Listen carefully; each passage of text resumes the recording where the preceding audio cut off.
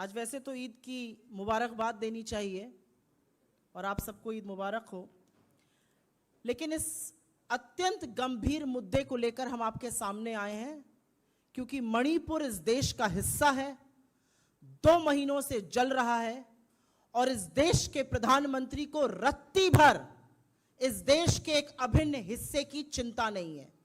असलियत तो यह है कि नफरत से बड़ा तानाशाह प्यार से डरता है और प्यार के विरोध में खड़ा है। प्रधानमंत्री ने 2 महीनों से मणिपुर की कोई सुध नहीं ली, प्रचार प्रसार करते रहे, चुनाव में अपना बूथ मजबूत कराते रहे, अमेरिका इजिप्ट घूमते रहे। गृह मंत्री ने पलड़ा झाड़ लिया, 130 से ज्यादा लोग की मौत हो चुकी है, हजारों लोग मजबूर हैं, कैंप में रहने के लिए विस्थापित हो चुके हैं। स्कूल, कॉलेजेस, हजारों बिल्डिंगें जलकर राख हो गई हैं। और जब राहुल गांधी जी ने ठाना कि उनको वहां जाना है और वहां जाकर भारत जोड़ो को जारी रखना है, तो उनके रास्ते में अवरोध, उनके रास्ते में रोड़ा बनने का काम क्यों कर रही है भारतीय जनता पार्टी की मणिपुर की सरकार? और यह सारा काम केंद्र की मोदी सरकार के इशारे पर हो रहा है और इसका एक ही फलसफा है। राहुल गांधी जी वहां क्यों जा रहे हैं? राहुल गांधी जी वहां पर टूटे बिखरे सपनों को सजोने के लिए, जिन लोगों का विश्वास हिल गया है, जिनके मन में शंका है, उनमें विश्वास जगाने के लिए, प्यार जताने के लिए, लोगों के आंसू पोंछने के लिए, लोगों को यह विश्वास दिलाने के लिए कि हम आपके साथ इस दुख की घड़ी में खड़े हैं और हम हर कीमत पर दुख की इस घड़ी में पार हो जाएंगे। इसलिए राहुल गांधी जी वहां पर जा रहे हैं। राहुल गांधी जी वहां पर प्रेम का संदेश देने जा रहे हैं। राहुल गांधी जी वहां पर लोगों से मिलने जा रहे हैं। राहुल गांधी जी वहां पर लोगों को ढांढस बंधाने जा रहे हैं और जिस नफरत के बाजार में मोहब्बत की दुकान खोलने की उन्हें ठानी है, उसको आगे बढ़ाने के लिए जा रहे हैं। इसमें किसी को क्या आपत्ति हो सकती है? राहुल जी मणिपुर पहुंचते हैं, इंफाल के एयरपोर्ट से निकलते हैं, महज 20 किलोमीटर दूर उनका काफिला चलता है और विष्णुपुर में उसको रोक लिया जाता है। उस काफिले को क्यों रोका गया? पहले इसी प्रशासन ने कहा आप बाय रोड जा सकते हैं, उस काफिले को रोका जाता है और जिन लोगों में थोड़ी सी आशा और थोड़ी सी उम्मीद जगी थी, तो कोई तो है जो हमारे साथ खड़ा है, वहां लोग आ जाते हैं, वहां गांव के लोग इकट्ठे हो जाते हैं और उन गांव की महिलाओं पर बर्बरता और निरंकुश पुलिस टीयर गैस के गोले दागती है। ये मणिपुर के लोग हमारे देश का हिस्सा हैं, ये हमारे भाई बहन हैं, जिनसे इस देश का एक बेटा उनकी खैर खबर लेने जा रहा है, उनको प्यार जताने जा रहा है, उनको ये विश्वास जताने जा रहा है कि आप हमारे देश का एक अभिन्न हिस्सा हैं, आप भारत का एक अभिन्न हिस्सा हैं और परीक्षा की इस घड़ी में हम आपके साथ खड़े हैं। वहां से उनको रोक दिया जाता है और प्रशासन जिसने परमिशन दी थी, ऑब्वियसली उनके पास ऊपर से फोन आता है, उनके पास तानाशाहों का फोन आता है और प्रशासन उनसे कहता है कि नहीं, अब आप ऐसे नहीं जा सकते, अब आप हवाई जहाज से जाइएगा। वो जैसे भी जाएंगे, वो जाएंगे जरूर। और मुझे ऐसा लगता है कि प्रशासन ये रोककर कहीं ना कहीं ये साबित कर रहा है कि वो कितना डरते हैं। नफरत करने वाले लोग मोहब्बत से क्यों डरते हैं, प्यार से क्यों घबराते हैं? प्रधानमंत्री के पास मेरा बूथ सबसे मजबूत करने का टाइम है। अमित शाह जी के पास बिहार घूमने का वक्त है। जेपी नड्डा जी के पास राजस्थान जाकर झूठ परोसने का वक्त है। लेकिन इनमें से किसी के पास यह वक्त नहीं है कि वो जाकर मणिपुर में लोगों का हाल जान सकें, उनके आंसू पोंछ सकें। ऐसा क्यों है? और इस बात का जवाब तो मिलना चाहिए कि ऐसा क्यों हो रहा है। ऐसा इसलिए हो रहा है क्योंकि तानाशाह घबराता है। तानाशाह को लगता है अगर भारत जुड़ गया और भारत जोड़ने पर यह आदमी आमादा है, तो कहीं ना कहीं मेरी जो नफरत और डर के बूते पर बनाई हुई इमारत है वो ध्वस्त हो जाएगी और वो ऑलरेडी ध्वस्त होना शुरू हो गई है। तो हम जितनी भर्त्सना करें इसकी कम है। राहुल गांधी जी इस देश के एक हिस्से में उन लोगों से मिलने गए हैं जो 2 महीने से पीड़ित हैं, उनके आंसू पोंछने गए हैं, उनको मोहब्बत जताने गए हैं, उनको रोकना पाप है। और क्या जुर्म है? इस देश में किसी के घाव पर मरहम लगाना जुर्म है? इस देश में देशवासियों का हालचाल पूछना जुर्म है? किसी से मुलाकात करना आज पाप है? भाईचारा फैलाना पाप है? इसके बारे में जवाब एक निरंकुश तानाशाह और उसकी बर्बर सरकार को जरूर देना पड़ेगा। और मैं कुछ वाकये जरूर बता देती हूं। आज 2 महीने हो गए मणिपुर में प्रधानमंत्री के मुंह से हिंसा की भर्त्सना और शांति की अपील नहीं निकली। यह भी सच है कि अमित शाह वहां दौरे पर गए और जब वो वापस आए तो हिंसा और बढ़ी और लोगों की मौतें हुई। तो क्या प्लान क्या है? एक ऑल पार्टी मीटिंग बुलाई जाती है जिसमें प्रधानमंत्री ही नहीं है। उस मीटिंग में जो एकमात्र रिप्रेजेंटेटिव मणिपुर के हमारे पूर्व मुख्यमंत्री थे, उनको कुल गिनकर 3 मिनट बोलने दिया जाता है।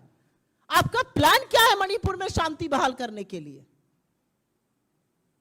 मीडिया को मैनेज करके आप मणिपुर की आग और हिंसा को शांत नहीं कर सकते हैं। मणिपुर के लोगों से बात कीजिए, उनका विश्वास जीतिए, और जो ये कोशिश कर रहा है उस कोशिश को और आगे बढ़ाइए। और मैं ये इसलिए कहना चाहती हूं क्योंकि कांग्रेस हर बार जब इस देश पर संकट आया है, जब इस देश पर दिक्कतें आई हैं, तो खड़ी हुई है। चाहे वो महात्मा गांधी हो जो नोआखली पहुंच गए थे अपनी जान की बाजी लगाकर और हिंसा को शांत करके अमन चैन बहाल कर ही उन्होंने बात मानी थी, या चाहे वो नेहरू हो जिन्होंने यही दिल्ली में समस्या हुई और वो खुद मैदान में उतर गए, या इंदिरा जी हो जो बेलछी खुद पहुंच गए, और या आज राहुल जी हो जो खुद पहुंच गए हैं और चाहते हैं कि यह हिंसा रुक जाए, क्योंकि हिंसा की लेश मात्र एक सभ्य समाज में जगह नहीं है। लेकिन उनको रोका जा रहा है। रोकना हिंसा को है, बचाना लोगों को है। रोका राहुल गांधी को जा रहा। और यह पहला वाकया नहीं है। जब हाथरस जा रहे थे तब आपने रोका था, जब लखीमपुर जा रहे थे तब आपने रोका था। हर बार अगर राहुल गांधी जी लोगों के साथ खड़े होने के लिए जाते हैं तो आप रोकते हैं, लेकिन इतिहास भी साक्षी है कि वो जहां जाने के लिए निकलते हैं अंततोगत्वा वहां पहुंचते जरूर है।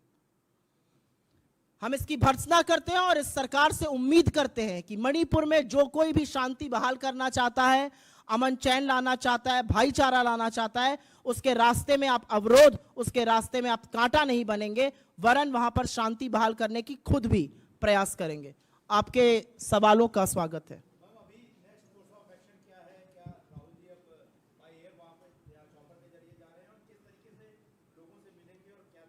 जैसा कि मैंने आपको पहले कहा, राहुल जी के पास परमिशन थी वहां जाने की बाय रोड।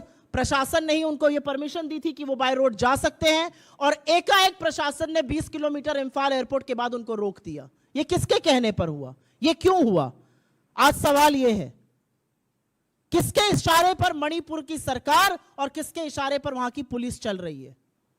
ये जो डबल इंजन की ट्रबलसम सरकार है, इसने क्यों रोका राहुल गांधी को? वो क्या करने जा रहे थे? ये मैं आपसे भी पूछती हूं। राहुल गांधी मणिपुर क्यों गए हैं? हमारे देश का एक हिस्सा 2 महीने से जल रहा है। उस देश के हिस्से को आज कोई ऐसा व्यक्ति चाहिए जो गले लगाकर ये ढांढस, ये विश्वास दिला सके कि हम आपके साथ खड़े हैं। लेकिन वो व्यक्ति प्रधानमंत्री मोदी नहीं है, वो व्यक्ति मणिपुर के मुख्यमंत्री नहीं है, वो व्यक्ति राहुल गांधी है।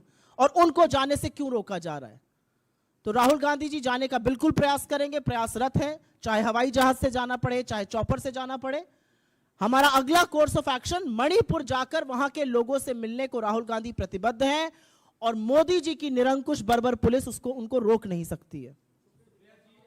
एक एक करके ले लेते हैं।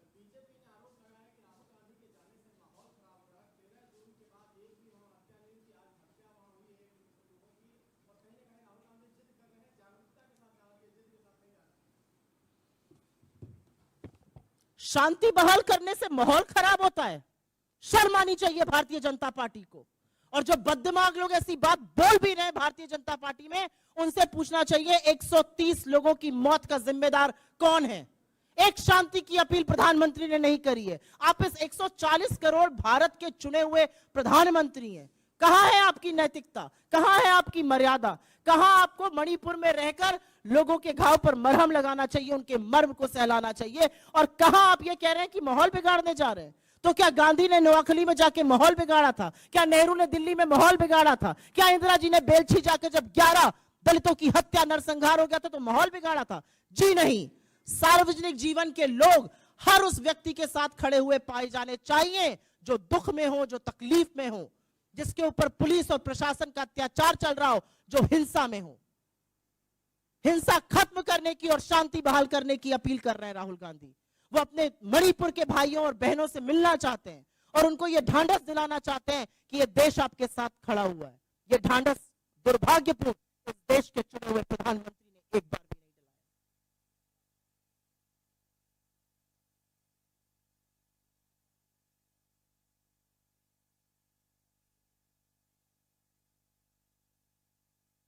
संबित पात्रा को सबसे पहले तो हमें नसीहत नहीं चाहिए। सुनने में आता है मणिपुर के इंचार्ज हैं भारतीय जनता पार्टी में, और मणिपुर जल रहा है, उनकी क्या जवाबदेही है पहले यह बताया जाए। उनकी पार्टी की क्या जवाबदेही है? दौड़ दौड़ के प्रेस कॉन्फ्रेंस करना और उल जलूल बयान देना एक चीज है। आज भारतीय जनता पार्टी की यह नैतिकता नहीं है कि इनके सांसद, इनके अध्यक्ष मणिपुर की टोह ले सके, मणिपुर में लोगों के दर्द को कम कर सके।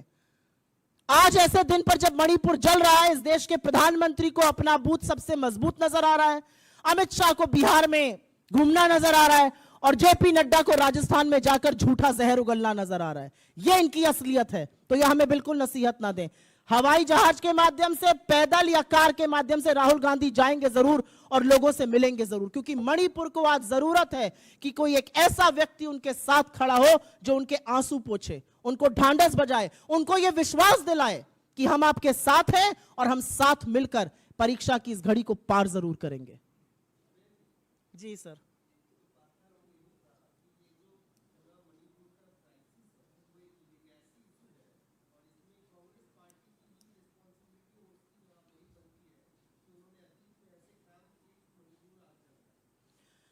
जब मणिपुर जल रहा है, 130 लोगों से ज्यादा की हत्या हो चुकी है, हजारों लोग विस्थापित हैं, बिल्डिंगें जल के स्वाहा हो गई हैं, तो भारतीय जनता पार्टी इसको लेगेसी इशू बताएगी? आपकी तो तथाकथित डबल इंजन की सरकार है। कोई और सरकार होती और नैतिकता होती तो कब तक मणिपुर की सरकार बर्खास्त कर दी गई होती। ऐसे वो कौन से कारण है जो बीरेंद्र सिंह आज भी वहां के मुख्यमंत्री बने हुए हैं? मैं ये इस मंच से पूछना चाहती हूं, कोई व्यावसायिक रिश्ते हैं क्या भारतीय जनता पार्टी के बड़े मंत्रियों के साथ, या कोई क्रिकेट एसोसिएशन का रिश्ता है? रिश्ता क्या है कि इनको मजबूर होना पड़ रहा है? रिश्ता क्या है कि ये सरकार को बर्खास्त नहीं कर पा रहे हैं? रिश्ता क्या है कि ये जवाबदेही नहीं तय कर पा रहे हैं? और कहां है नैतिकता इस देश की? इस देश का एक हिस्सा जल रहा है और प्रधानमंत्री शांति की एक अपील नहीं करते हैं, और उनके बददिमाग प्रवक्ता आके यहां पर लेगेसी इशू बतियाएंगे। शर्म आनी चाहिए ये कहने से पहले। आपने इस देश के मणिपुर का नहीं, हजारों जगहों का विश्वास तोड़ा है। मणिपुर का विश्वास आपने इस तरह से ध्वस्त कर दिया है कि उनका प्रशासन में और सरकार में विश्वास जताना दोबारा से जरूरी है, और वही राहुल जी करने जा रहे हैं।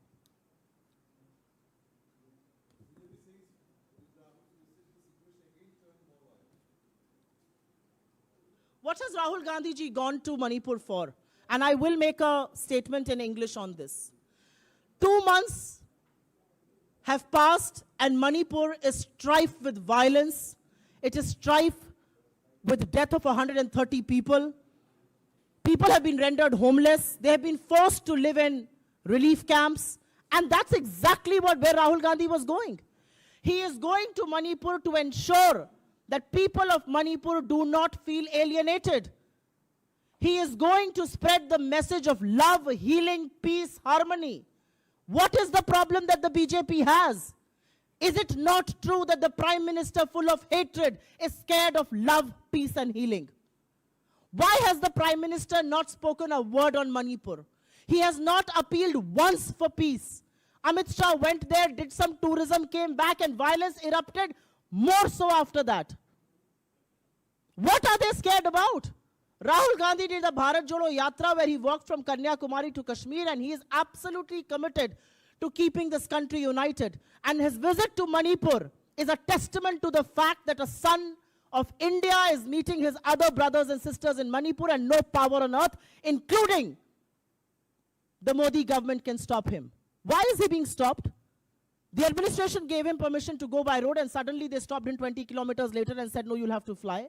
Why are hurdles being created in this visit? What is he going to do? He is going to tell the people of Manipur that you are an intrinsic, integral part of this country. We stand with you in this hour of crisis, and together we will tide over these troubled times. Something that the Prime Minister of this country should be doing. But instead, Rahul Gandhi ji is there.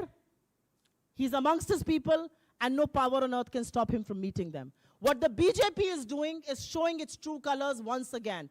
Every time and each time Rahul ji has wanted to go and stand by the people of this country, whether it was Hathras, whether it was Lakhimpur, wherever he's wanted to go, the BJP has created hurdles. But history is also testament to the fact that every time he has set out on a journey, he has reached his destination. He will again meet people of Manipur today. He will meet them because he's traveling with a message of peace. He's traveling with a message of healing. He's traveling with a message of harmony. He's traveling with a message of non-violence.